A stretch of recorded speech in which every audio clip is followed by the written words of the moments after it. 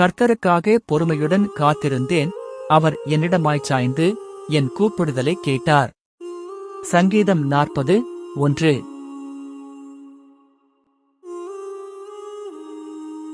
இந்த வேத வசனத்தின் விளக்கம். இந்த வசனம் ஒரு நம்பிக்கையின் வெளிப்பாடு. தாவீது தன் வாழ்க்கையின் ஒரு கடினமான நேரத்தில் திடீர் விடுதலையை அல்லாது பொறுமையுடன் கர்த்தரை எதிர்நோக்கினார். அவர் தன்னுடைய தேவைகளை பொறுமையாக கர்த்தரிடம் கூறி காத்திருந்தார். அந்த காத்திருப்புக்கு பதிலாக கர்த்தர் தாவீதை திரும்பி பார்த்தார். தாவீதின் கூப்பிடுதலுக்கு செவிசாய்த்தார். இது நம் வாழ்க்கையிலும் உண்மையாகவே நடைபெறும். நாம் நம் பிரச்சனைகளை சொல்லி அதை உடனே தீர வேண்டும் என்று எதிர்பாராமல் விசுவாசத்துடன் காத்திருக்க வேண்டும். கர்த்தர் சரியான நேரத்தில் பதிலளிப்பார். சிறிய ஜெபம்.